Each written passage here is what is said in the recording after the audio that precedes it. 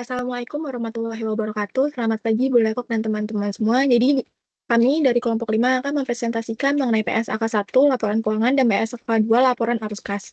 Tapi sebelum itu, izinkan kami memperkenalkan diri terlebih dahulu dengan saya Sally Anissa Utami dengan NIM 2023 50367 dan teman saya Angelin Irwanda Susanto dengan NIM 2023 50165, Eva Saifini Saleha dengan NIM 2023 50313, Jimmy Febriani dengan NIM 2023 548.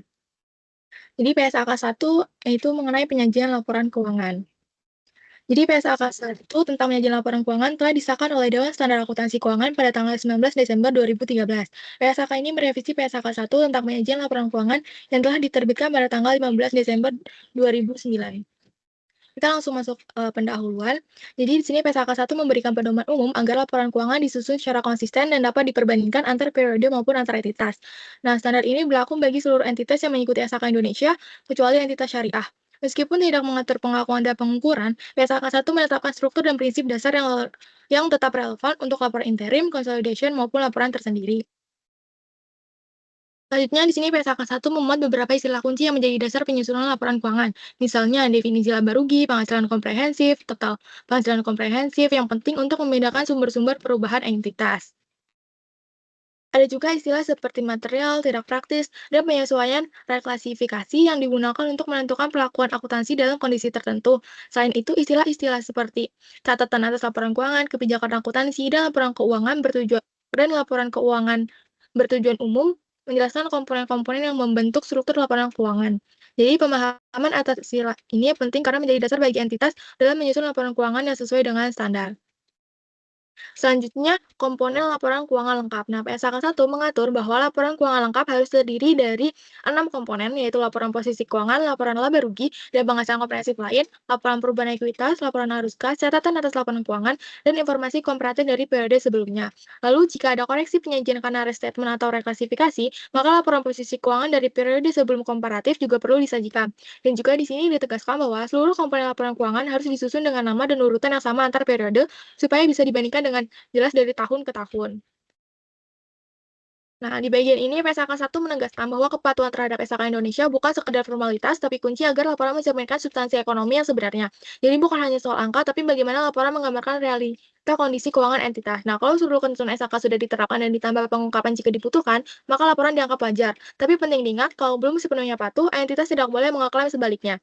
Nah, menariknya PSAK juga membuka ruang untuk penyimpangan, tapi hanya dalam kasus yang sangat jarang. Misalnya ketika justru mengikuti standar malah membuat laporan jadi menyesatkan. Dalam hal ini, penyimpangan harus dijelaskan secara transparan dan konsisten. Selanjutnya, PSAK 1 menekankan pentingnya asumsi kelangsungan usaha, karena seluruh penyajian laporan keuangan bergantung pada itu. Kalau entitas memang masih bisa berjalan normal, laporan disusun seperti biasa. Tapi kalau ada rencana likuidasi atau resiko besar seperti gagal bayar, maka harus ada pengungkapan agar laporan tidak menyesatkan. Lalu untuk dasar akrual, tujuannya supaya laporan mencerminkan realitas ekonomi, bukan hanya mencatat saat uang masuk atau keluar.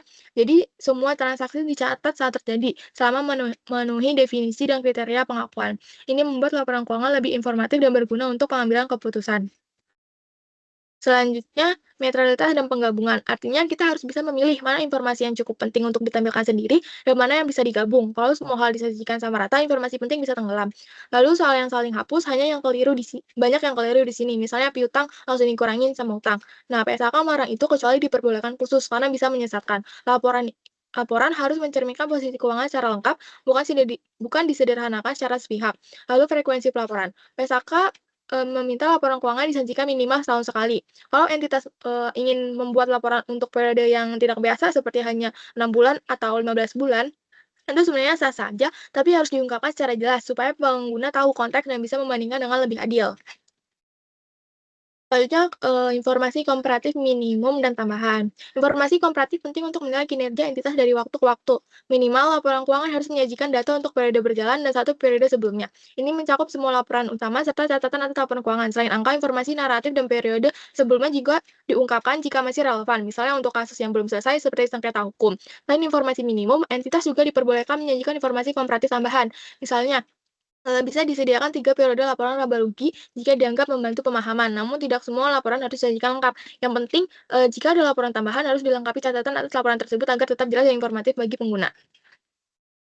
Selanjutnya perubahan dalam kebijakan akuntansi penyajian kembali retrospektif atau reklasifikasi. Jadi jika entitas melakukan perubahan kebijakan akuntan secara retrospektif atau ada reklasifikasi penting, maka laporan posisi keuangan perlu disajikan untuk 3 titik waktu. Nah, ini untuk menjaga transparansi dan keterbandingan. Selain itu, penjelasan harus disampaikan secara jelas. Kalau tidak memungkinkan melakukan reklasifikasi, entitas harus mengungkapkan alasannya dan dampaknya. Tujuannya tetap sama, yaitu membantu pengguna melaporan membuat keputusan ekonomi yang tepat. Selanjutnya konsistensi penyajian. Agar laporan keuangan bisa dibandingkan antara periode, penyajian dan klasifikasi pos-pos itu harus dilakukan secara konsisten. Namun konsisten ini bisa dikecualikan jika terjadi perubahan besar pada aktivitas entitas atau jika ada ketentuan baru dari PSAK. Misalnya, setelah akuisisi atau divestasi besar, struktur laporan bisa jadi perlu diubah. Tapi perubahan hanya dilakukan jika bisa memberikan informasi yang lebih relevan dan andal. Jika terjadi perubahan penyajian, maka informasi komparatif juga harus direklasifikasi agar tetap bisa dibandingkan antar periode sebelumnya. Selanjutnya kita masuk ke struktur dan isi. Yang pertama itu kita harus mengenal dulu nih, identifikasi laporan keuangan. Jadi laporan keuangan itu harus diidentifikasi secara jelas dan dibedakan dari informasi lain yang mungkin ada dalam dokumen publikasi yang sama, seperti laporan tahunan atau dokumen untuk regulator. Nah, hal ini penting agar pengguna dapat memahami mana informasi yang disusun berdasarkan SAK Indonesia dan mana yang bukan. Nah, setiap laporan keuangan dan catatan atas laporan juga harus diidentifikasi secara jelas. Untuk itu, entitas wajib menyantumkan beberapa informasi penting, yaitu pertama, nama entitas pelapor beserta perubahan dari periode sebelumnya. Kedua, jenis laporan, apakah untuk satu entitas atau kelompok entitas. Ketiga, tanggal akhir periode pelaporan atau periode yang dicakup. Keempat, mata uang penyajian sesuai PSAK 221. Yang kelima, serta tingkat pemulatan angka yang digunakan. Nah, penyajian informasi ini harus dilakukan secara jelas dan dapat diulang bila dibutuhkan, agar laporan keuangan mudah dipahami oleh para pengguna. Selanjutnya, laporan posisi keuangan ini menjelaskan elemen-elemen utama yang harus disajikan secara terpisah dalam laporan posisi keuangan. Pos-pos ini mencerminkan aset, liabilitas, dan ekuitas penting yang umum dimiliki oleh entitas. Di antaranya itu ada aset tetap, properti investasi, aset tak berwujud, aset keuangan, portofolio kontrak, investasi, dan lain-lainnya. Seperti yang ada di slide. Nah, tujuannya ini adalah agar laporan posisi keuangan mencerminkan kondisi entitas secara transparan dan memudahkan pengguna laporan dalam memahami struktur keuangan perusahaan. Selanjutnya, pos tambahan. Nah, pada laporan posisi keuangan, entitas dapat menambahkan pos-pos tambahan, judul maupun subjudul jika hal tersebut relevan untuk memahami kondisi keuangan entitas. Nah, namun menambahkan ini tetap harus sesuai dengan PSAK, yaitu hanya menyertakan pos yang telah diakui dan diukur menurut standar yang berlaku. Subtotal yang ditambahkan harus dijanjikan secara jelas dan konsisten dari satu periode ke periode lainnya, tetap tidak boleh lebih menonjol daripada subtotal atau total yang memang disyaratkan oleh PSAK. Nah, jika laporan posisi keuangan menggunakan klasifikasi antara aset atau liabilitas lancar dan tidak lancar, maka penting untuk dicatat bahwa aset dan liabilitas pajak tangguhan tidak boleh dimasukkan ke dalam kategori lancar atau jangka pendek. Entitas juga harus mempertimbangkan apakah pos tambahan perlu ditampilkan secara terpisah. Pertimbangan ini didasarkan pada sifat, fungsi, likuiditas, serta jangka waktu dari aset atau liabilitas tersebut. Tujuannya adalah untuk memberikan informasi yang relevan dan dipahami dengan baik oleh pengguna laporan keuangan. Selanjutnya pembedaan aset dan liabilitas berdasarkan jangka waktu. Menjelaskan pentingnya klasifikasi yang tepat dalam laporan posisi keuangan. Nah, secara umum, entitas menyajikan aset dan liabilitas berdasarkan jangka waktu, apakah lancar atau tidak lancar, jangka pendek atau panjang. Namun, jika entitas merasa bahwa klasifikasi berdasarkan tingkat likuiditas akan memberikan informasi yang lebih relevan dan andal, misalnya karena tidak ada siklus operasi yang jelas seperti pada lembaga keuangan, maka pendekatan likuiditas diperbolehkan. Meskipun begitu, entitas tetap wajib mengungkapkan berapa banyak dari masing-masing aset dan liabilitas yang diperkirakan akan dipulihkan atau diselesaikan setelah 12 bulan dari tanggal laporan. Informasi ini membantu para pengguna laporan keuangan memahami kapan aset akan menghasilkan manfaat ekonomi dan kapan liabilitas akan jatuh tempo. Selanjutnya itu aset lancar. Pertama, jika entitas memperkirakan akan merealisasi atau menggunakan aset tersebut dalam siklus operasi normalnya, misalnya persediaan yang dibeli untuk dijual kembali dalam siklus usaha. Yang kedua, jika aset dimiliki untuk tujuan diperdagangkan seperti surat berharga jangka pendek. Yang ketiga, jika diperkirakan akan direalisasi dalam waktu kurang dari atau sama dengan 12 bulan setelah akhir periode pelaporan. Dan keempat, apabila aset tersebut adalah kas atau setara kas, kecuali terdapat pembatasan penggunaan aset, itu untuk menyelesaikan liabilitas jangka panjang, maka aset tidak dikategorikan sebagai lancar. Nah, entitas mengklasifikasikan aset yang tidak termasuk dalam kriteria di atas sebagai aset tidak lancar. Nah, selanjutnya liabilitas jangka pendek. Menetapkan bahwa suatu liabilitas sebagai liabilitas jangka pendek jika memenuhi salah satu dari 4 kondisi. Yang pertama, jika entitas memperkirakan akan melunasi liabilitas tersebut dalam siklus operasi normal seperti utang usaha dalam aktivitas perdagangan rutin. Yang kedua, jika liabilitas itu dimiliki dengan tujuan utama untuk diperdagangkan, contohnya liabilitas yang timbul dari kontrak derivatif jangka pendek. Yang ketiga, bila liabilitas tersebut jatuh tempo untuk dibayar dalam jangka waktu 12 bulan setelah akhir periode pelaporan. Dan keempat, jika entitas tidak memiliki hak tanpa syarat untuk menangguhkan pembayaran liabilitas tersebut setidaknya selama 12 bulan setelah akhir periode pelaporan, hak ini harus benar-benar ada dan dapat diterapkan secara hukum pada tanggal pelaporan. Apabila liabilitas tidak memenuhi satu pun dari keempat kriteria tersebut, maka entitas harus menyajikan sebagai liabilitas jangka panjang. Selanjutnya, hak menangguhkan pelunasan dan konvenan. Jadi, PSAK juga memberikan penjelasan tambahan terkait konvenan atau persyaratan pinjaman. Jika suatu pinjaman dapat ditangguhkan, pelunasannya lebih dari 12 bulan, tapi hak tersebut bergantung pada syarat konvenan yang hanya perlu dipenuhi setelah periode pelaporan, maka liabilitas tetap bisa diklasifikasikan sebagai jangka panjang. Namun, dalam kondisi seperti ini, PSAK mewajibkan entitas untuk mengungkapkan informasi secara jelas dalam catatan atas laporan keuangan. Hal ini termasuk jenis konvenan dan kapan harus dipatuhi, jumlah liabilitas yang terkait, dan jika ada indikasi bahwa entitas mungkin beresiko gagal memenuhi konvenan tersebut. Nah, pengungkapan ini sangat penting agar pengguna laporan keuangan tetap bisa menilai resiko likuiditas dan solvabilitas entitas dengan akurat meskipun klasifikasi di laporan posisi keuangan tampak jangka panjang. Selanjutnya akan dijelaskan oleh teman saya. Selanjutnya bagian 76A hingga 80A. Klasifikasi dan pengungkapan liabilitas dan ekuitas. 76A sampai 76B, klasifikasi liabilitas jangka pendek maupun panjang didasarkan pada kemampuan pelunasan.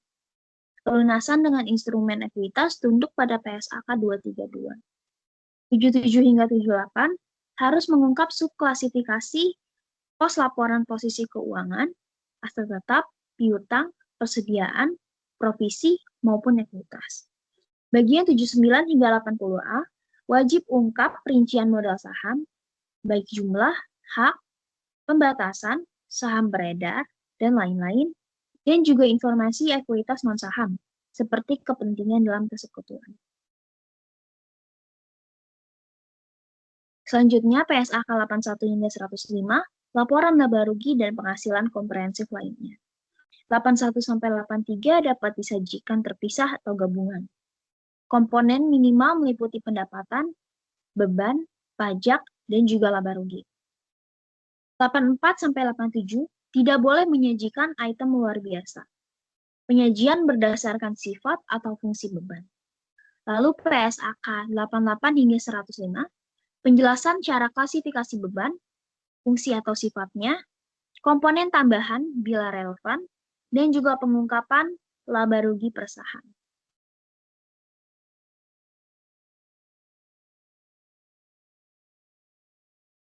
Selanjutnya PSAK 106 hingga 111 mengenai laporan perubahan ekuitas. PSAK tersebut harus menyajikan laba rugi komprehensif, transaksi dengan pemilik, pengaruh perubahan kebijakan akuntansi atau koreksi kesalahan.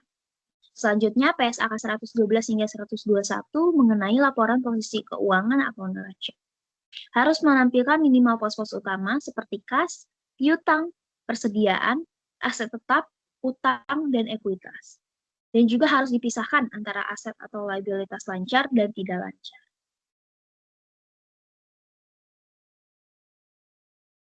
Selanjutnya PSAK 122 hingga 124 berisi informasi tambahan. Tambahan informasi diberikan jika penyajian standar tidak cukup menggambarkan keadaan keuangan secara wajar.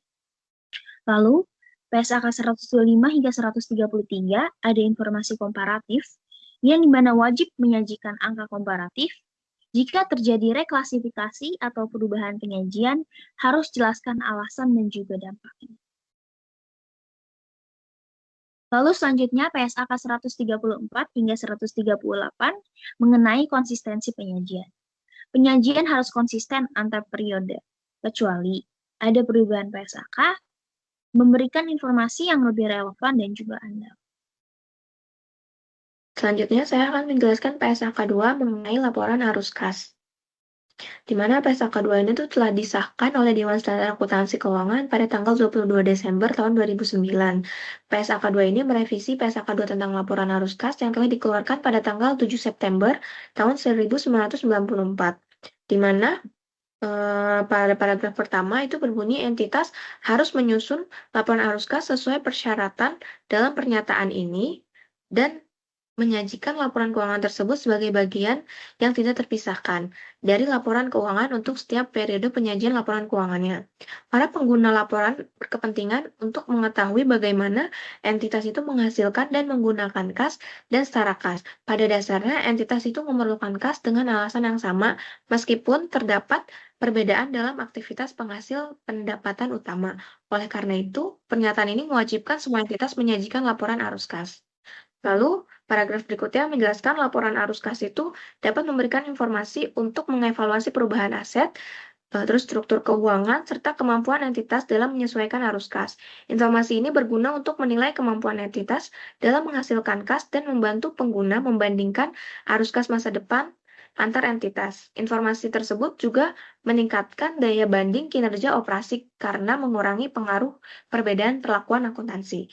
Lalu informasi arus kas historis sering digunakan sebagai indikator jumlah, waktu, dan kepastian arus kas masa depan. Informasi ini juga berguna untuk menilai keakuratan taksiran arus kas sebelumnya serta melihat hubungan antara profitabilitas arus kas bersih dan dampak perubahan harga. Lalu ada paragraf 6 menjelaskan definisi yang berbunyi pengertian istilah yang digunakan dalam pernyataan. Yang pertama ada kas, yaitu uang tunai dan rekening giro. Lalu ada setara kas. Setara kas itu investasi yang sangat liquid, jangka pendek, cepat dalam menjadi kas, dan risikonya itu kecil. Lalu yang selanjutnya ada arus kas, yaitu aliran masuk dan keluar kas atau setara kas. Lalu ada aktivitas operasi, yaitu kegiatan utama penghasil pendapatan, selain investasi dan pendanaan. Lalu ada aktivitas investasi, yaitu pembelian atau penjualan aset jangka panjang dan investasi non-setara kas. Lalu ada aktivitas pendanaan, yaitu kegiatan yang mengubah jumlah dan komposisi modal serta utang. Lalu ada kas dan setara kas.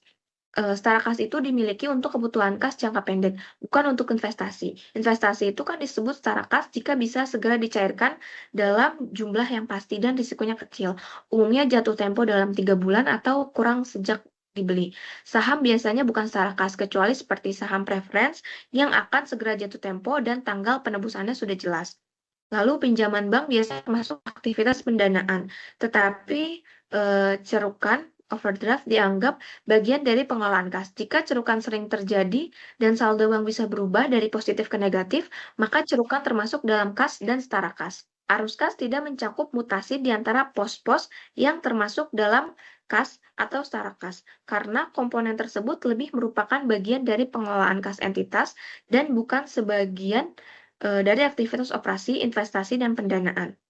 Lalu ada mengenai penyajian laporan arus kas, di mana di paragraf 10 itu menjelaskan laporan arus kas itu harus melaporkan arus kas selama periode tertentu dan diklasifikasi menurut aktivitas operasi, investasi, dan pendanaan. Lalu entitas itu menyajikan arus kas berdasarkan aktivitas operasi, investasi, dan pendanaan sesuai dengan jenis usahanya. Klasifikasi ini tuh membantu pengguna menilai dampaknya terhadap posisi keuangan dan hubungan antar ketiga aktivitas tersebut.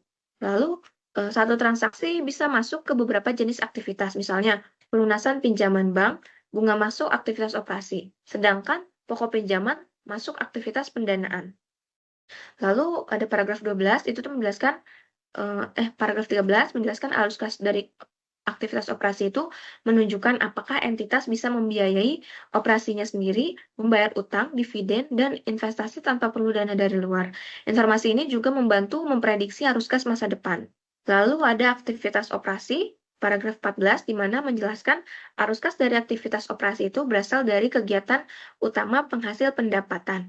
Biasanya berkaitan dengan transaksi yang mempengaruhi laba atau rugi bersih. Beberapa contoh arus kas dari aktivitas operasi adalah penerimaan kas dari penjualan barang dan pemberian jasa, penerimaan kas dari royalti, fee, komisi, dan pendapatan lain, pembayaran kas kepada pemasok barang dan jasa, pembayaran kas kepada dan untuk kepentingan karyawan, lalu ada penerimaan dan pembayaran kas oleh entitas asuransi sehubungan dengan premi, klaim, anuitas, dan manfaat polis lainnya. Lalu ada pembayaran kas atau penerimaan kembali pajak penghasilan, kecuali jika dapat diidentifikasikan secara khusus sebagai bagian dari aktivitas pendanaan dan investasi.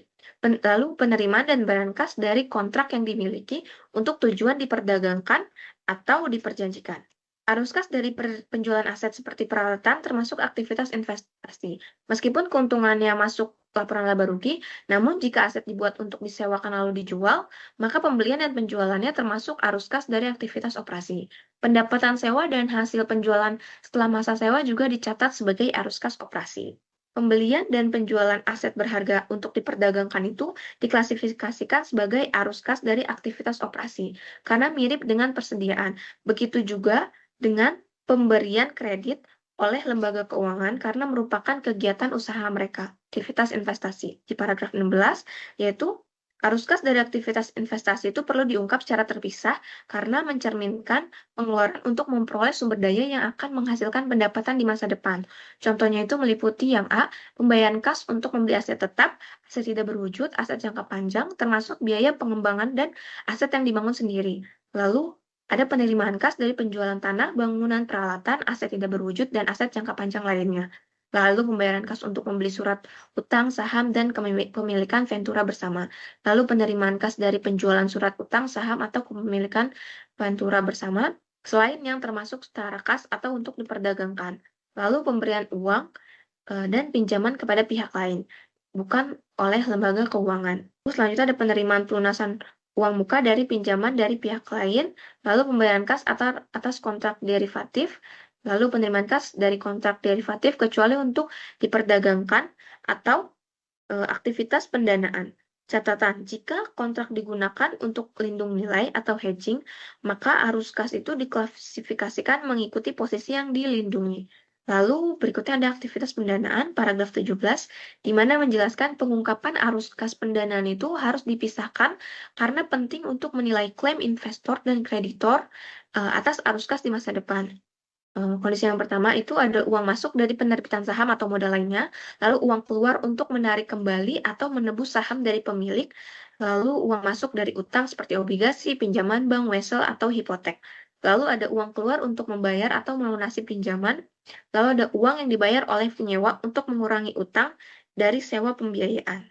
Paragraf 18 itu menjelaskan entitas itu bisa memilih salah satu dari dua metode. Yang pertama itu ada metode langsung, yang kedua itu ada metode tidak langsung. Di mana metode langsung itu dia menunjukkan secara langsung kelompok penerimaan dan pengeluaran kas utama itu, misalnya kas dari pelanggan, kas untuk membayar gaji, dan lain-lain. Lalu metode tidak langsung itu dimulai dari laba atau rugi bersih, lalu disesuaikan dengan transaksi non-kas, pendapatan atau beban yang belum atau sudah dicatat, serta komponen yang berasal dari aktivitas investasi atau pendanaan. Paragraf 19, yaitu entitas itu disarankan menggunakan metode langsung karena memberikan informasi yang lebih berguna untuk memperkirakan arus kas di masa depan. Dibandingkan metode tidak langsung, informasi penerimaan dan pengeluaran kas itu bisa didapat dari catatan akuntansi langsung atau penyesuaian atas laporan laba rugi dengan memperhitungkan perubahan persediaan, piutang dan utang, transaksi non-kas, dan pos yang berkaitan dengan arus kas, investasi, dan pendanaan. Lalu, sedangkan metode tidak langsung itu, arus kas operasi dihitung dengan menyesuaikan laba atau rugi bersih terhadap perubahan persediaan, piutang, dan utang usaha. Lalu ada pos non-kas seperti penyusutan, penyisian pajak, tangguhan, selisih kurs yang belum direalisasi, dan laba dan entitas asosiasi yang belum dibagikan. Dan pos lain yang berhubungan dengan investasi dan pendanaan.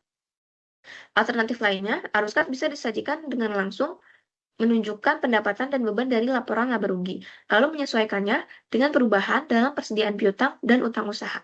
Lalu ada pelaporan arus kas dari aktivitas investasi dan pendanaan.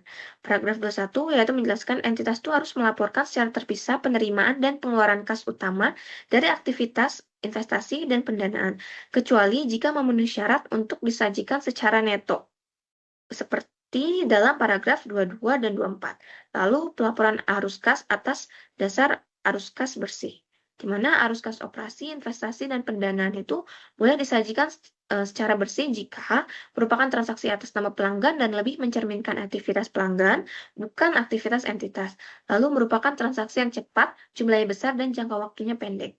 Lalu paragraf 23, beberapa contoh penerimaan dan pembayaran kas sebagaimana dijelaskan dalam paragraf 22A adalah untuk paragraf 22A, yaitu penerimaan dan pembayaran dari rekening giro, lalu dana pelanggan yang dikelola oleh entitas investasi, lalu sewa yang ditagih oleh pengelola dan disetor ke pemilik properti.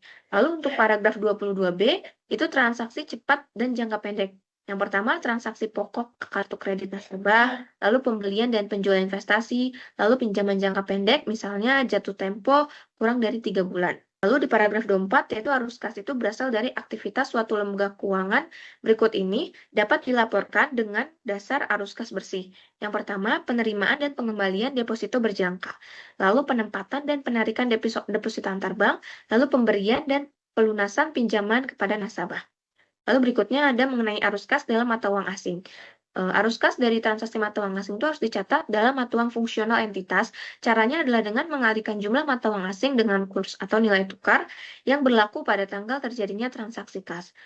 Arus kas entitas anak di luar negeri dijabarkan berdasarkan nilai tukar antara mata uang fungsional dengan mata uang asing pada tanggal transaksi arus kas. Selanjutnya akan dijelaskan oleh teman saya. Paragraf 27 menyatakan bahwa arus kas dalam mata uang asing dilaporkan dengan cara yang konsisten sesuai dengan pasal 10 yang membahas mengenai transaksi dalam mata uang asing. Nah, pada paragraf 28, keuntungan dan kerugian yang belum direalisasi yang timbul akibat perubahan nilai tukar mata uang asing bukan merupakan arus kas, tetapi pengaruh perubahan nilai tukar atas kas dan setara kas dalam mata uang asing dilaporkan dalam laporan arus kas untuk merekonsiliasi saldo awal dan akhir dari kas dan setara kas. Jumlah selisih kurs tersebut disajikan terpisah dari arus kas aktivitas operasi, investasi, dan pendanaan. Dan termasuk perbedaan jika ada, arus kas tersebut dilaporkan dengan nilai tukar pada akhir periode. Selanjutnya kita akan membahas bunga dan dividen. Ini tuh ada pada paragraf 29 sampai 32. Arus kas dari bunga dan dividen yang diterima maupun dibayarkan harus diungkapkan secara terpisah dan harus dikelompokkan secara konsisten antar periode. Semua bunga yang dibayar selama satu periode harus diungkapkan dalam laporan arus kas, baik yang diakui sebagai beberapa rugi maupun yang dikapitalisasi sesuai dengan PSAK 26 yang membahas biaya pinjaman. Lembaga keuangan seperti bank biasanya mengklasifikasikan bunga yang dibayar, bunga yang diterima, dan dividen yang diterima sebagai arus kas dari aktivitas operasi. Dan untuk perusahaan keuangan bisa memilih klasifikasi yang paling sesuai, asalkan konsisten dan sesuai dengan sifat transaksi tersebut. Dividen yang dibayar bisa sebagai arus kas pendanaan karena dianggap sebagai biaya untuk mendapatkan dana dari pemegang saham atau sebagai arus kas operasi agar pengguna laporan bisa menilai apakah perusahaan mampu membayar dividen dari kegiatan operasionalnya. Selanjutnya, kita akan membahas pajak penghasilan. Ini ada di paragraf 33 sampai 34.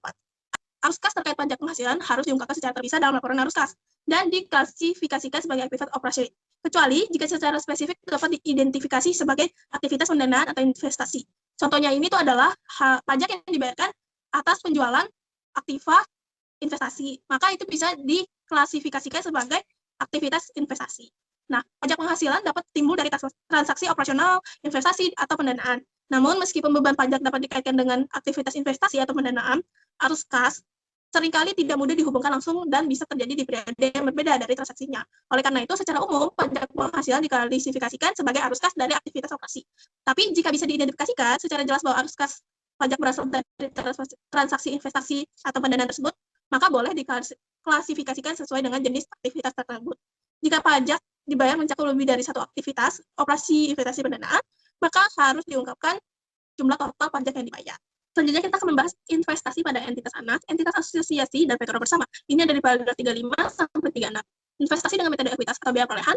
Jika investasi dicatat dengan metode ekuitas atau biaya perolehan, maka laporan arus kas hanya mencerminkan arus kas langsung antara investor dan investasi. Nah, investasi dalam vektор bersama. Jika entitas memiliki pengendalian bersama atas entitas lain, jika menggunakan metode konsolidasi proporsional, maka melaporkan bagian proporsional dari arus kas entitas tersebut. Misalnya 50% jika kepemilikan 5%. Jika menggunakan metode ekuitas, maka yang dilaporkan hanyalah arus kas atau investasi dalam entitas tersebut, pembayaran atau penerimaan antara kedua entitas.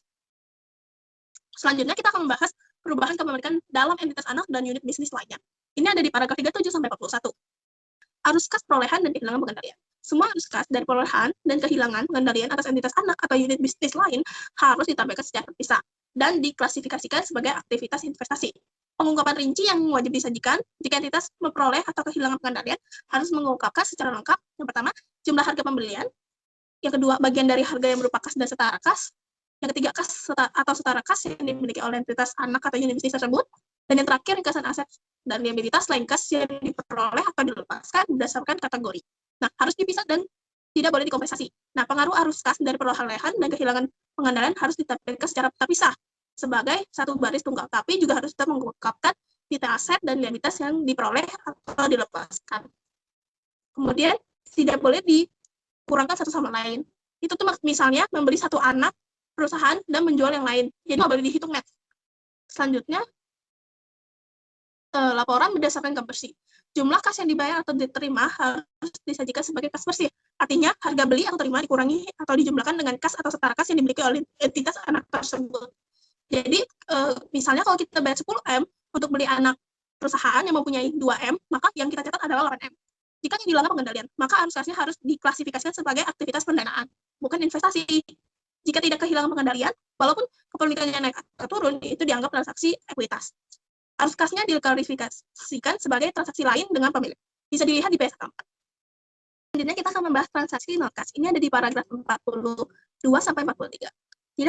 Tidak masuk dalam laporan arus kas. Ini tuh bermaksud transaksi non kas yang tidak melibatkan kas atau setara kas tidak dicatat dalam laporan arus kas, tetapi wajib diungkapkan di bagian lain laporan keuangan supaya tetap transparan.